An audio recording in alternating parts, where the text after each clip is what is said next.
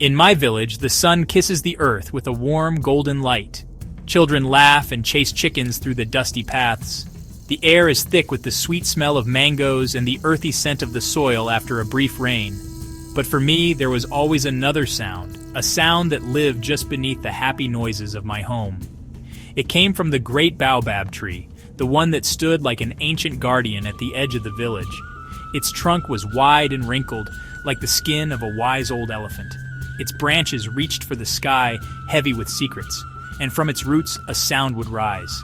A drumbeat, thump, thump, thump, thump, a heartbeat that was not of the living. No one else seemed to hear it, or if they did, they pretended not to.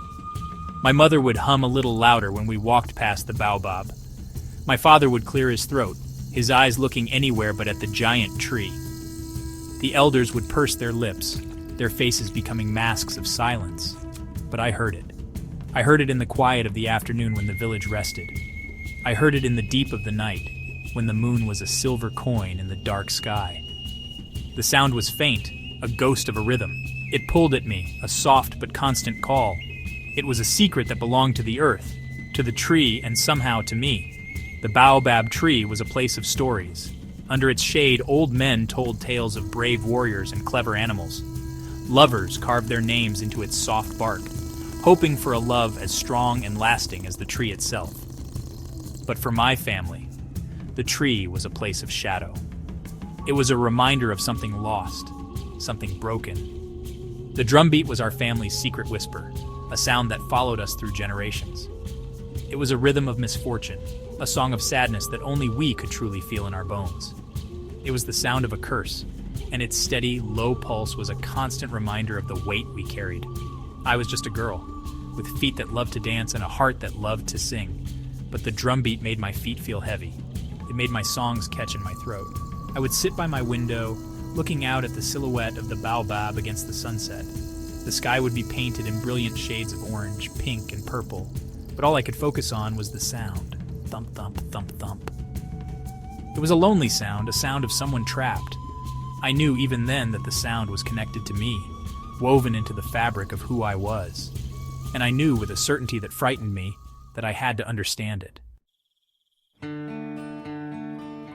One evening, as the crickets began their nightly concert, I finally asked my grandmother about the drum. She was sitting outside our hut, weaving a colorful basket, her fingers moving with a familiar, practiced grace.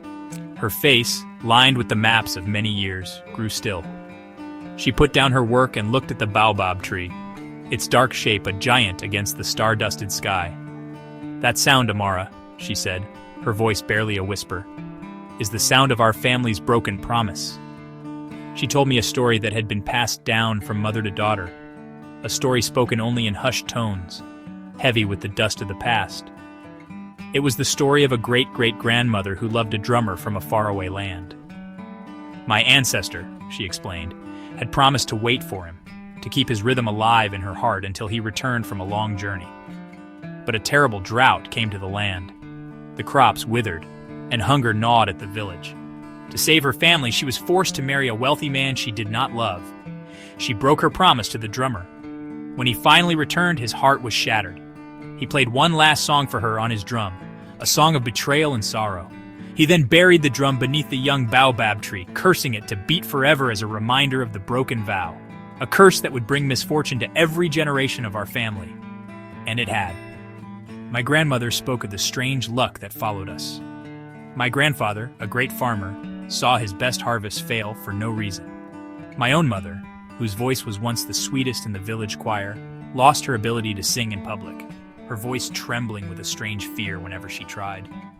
There were stories of missed opportunities, of sudden losses, of a constant feeling that happiness was always just out of reach. The drumbeat was the source of it all. It was the rhythm of our family's bad fortune, a constant, subtle force that pushed against our hopes and dreams, making everything just a little bit harder for us than for anyone else. As I listened, a cold fear crept into my heart. I thought of my own life. I loved to paint, to create bright pictures of the world around me. But whenever I picked up a brush, my hand would shake. My colors would smudge. My beautiful pictures would turn into a mess of confusion and frustration. Was this the curse? Was this phantom drumbeat stealing the art from my fingers, just as it had stolen the song from my mother's throat? The thump-thump from the Baobab suddenly sounded louder, more personal. It was no longer just a village mystery. It was my own story. It was the sound of my own struggle. The knowledge of the curse settled upon me like a heavy blanket. The world, which had once seemed so full of color and life, now felt muted. The cheerful sounds of the village, the pounding of millet, the chatter of the women at the well, the distant laughter of playing children, seemed to fade. All I could hear was the relentless, mournful rhythm from the baobab tree. Thump, thump, thump, thump. Fear became my constant companion. I started to avoid the tree, taking the long way around the village just so I wouldn't have to pass under its ancient branches. I was afraid that if I got too close, the curse would swallow me whole, pulling me into its sad, lonely song forever. But alongside the fear, a different feeling began to grow. It was a tiny seed of curiosity, planted by my grandmother's story. I found myself wondering about the drummer. What was his name? What did his face look like? What kind of music did he play when his heart was full of joy, not sorrow? I began to see him not as a vengeful spirit, but as a man whose heart had been broken. His pain was real. His sorrow was deep. The drum was not just a curse, it was his voice, crying out from the earth. A voice that had been crying for generations, unheard and unanswered. My fear began to mix with a strange sense of empathy for him. This new feeling was confusing. My heart was a battlefield, with fear on one side and curiosity on the other. I would lie awake at night, the sound of the drum seeming to echo the beating of my own heart.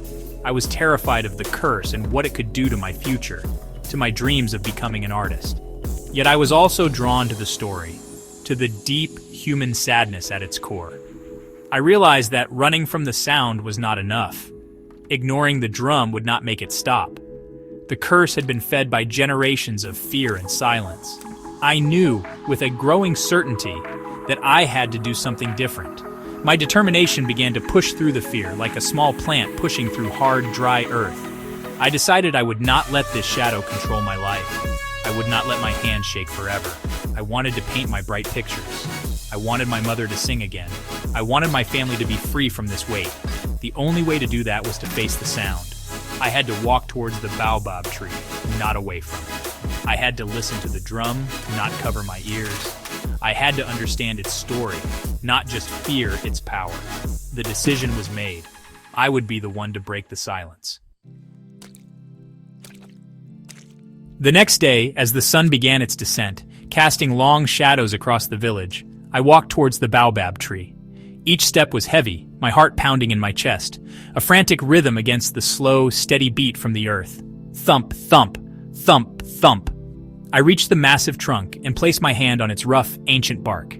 It felt warm, alive. I closed my eyes and listened. I let the sound wash over me, trying not to fight it. I let go of my fear and listened with my heart. I listened for the story behind the curse, for the pain of the lonely drummer. I wanted to understand his sorrow. I stood there for a long time just listening. Then I did something no one in my family had ever done. I began to hum. It was a simple, quiet tune, one my mother used to sing to me when I was a child. It was a song of comfort, of peace. As I hummed, I felt the ground beneath my feet vibrate with the drum's rhythm. I started to tap my foot, not in fear, but in time with the beat. Thump, thump, I tapped my hands against the trunk of the tree, adding my own gentle rhythm to the drummer's lonely song. I was not fighting his beat. I was joining it. I was answering his call, telling him that he was not alone, that someone was finally listening. A strange thing happened. The drum beat began to change. The slow, mournful rhythm started to soften. It became less of a warning and more of an invitation. It felt as if the drummer's spirit was listening to me, too.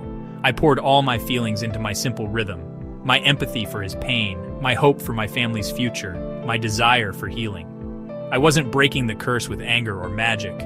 I was breaking it with understanding. I was offering a new promise, a promise that his story would be remembered not with fear, but with compassion. The curse was born from a broken promise, and I was mending it with a new one. As the last light of day faded, the drum beat grew softer and softer, until it was just a faint whisper like a sigh, and then it stopped. For the first time in my life, there was silence beneath the baobab tree. A deep, peaceful silence. I opened my eyes, and a single tear rolled down my cheek. It was a tear of relief, of release. The next morning I woke up and picked up my paintbrush. My hand was steady. I painted a picture of the great Baobab tree, not as a place of shadow, but as a guardian of peace, its branches reaching for a bright new sky. That afternoon, for the first time in years, I heard my mother singing.